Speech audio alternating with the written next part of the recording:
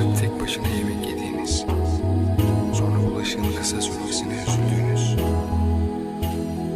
Bana çok oldu. Size de oldu mu hiç? Ellerimde hala emek kokusu var. Hak etmeyen birine verdiğim sevginin anısına içiyorum, inanın çıldırırcasına. Özlemekten koca bir şehri kaldırasım var. Değer mi bilmem, yüreğin iş yapsın anlamıyorum birden. Tarafınızca içim hiç okunmadı. Duruyor, emanetine dokunmadım. Sen de dokunma. Kilometrelerce kokun var. Yüreğim mektebi aşk, gözle okunmam. Bozuk bir karakterle kalbime oturma. Yakarım geceleri, arkama bakmam. Bir gözyaşı ol ama gözlerimden akma. Ayların sancısı bu, maktulüm can esiyor. Susarım çünkü yıldızların çaresi yok. Rüzgar isem esmeye korkma. Dün olmadın, öbür günde sorun yok olma. Kendimi toplarım da unuttum dediğim an tam hatrımı sorma. Nasılsa tek bir can tek bir ölüm. Kalpler gösterir aynı yönü. Binlerce derdi olan kardeşime de anlatıyorum. Çünkü tüm körler aynı görür.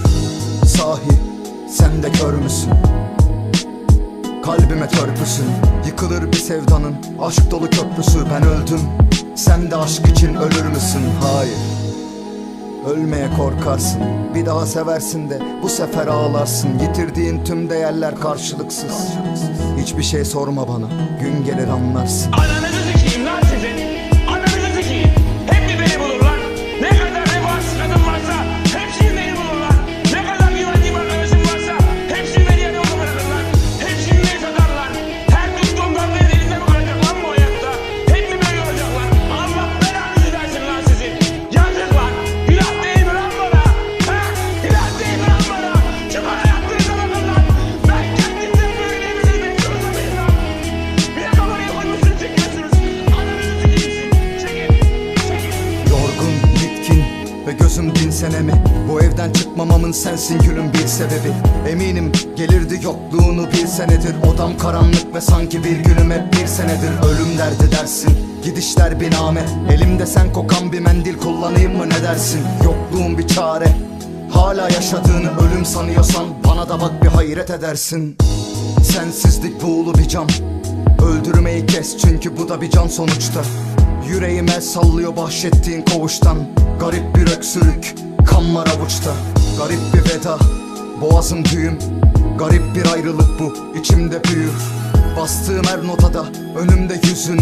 Gitsem de kalsam da farklı bu hüzün. Mutluluk bu şehri terk eder, ben yazarım. Tenim toprağa hasret, bugün de caymaz hiç umarım. Kalbimi eritiyordu yokluğunun buharı. Parma dumanın, yok mu bulanın? Yok. Şimdi sessizlik kahreder. Silah olur gözünde gezdiğin o caddeler. Siyah olur bir anda attığın adımlar.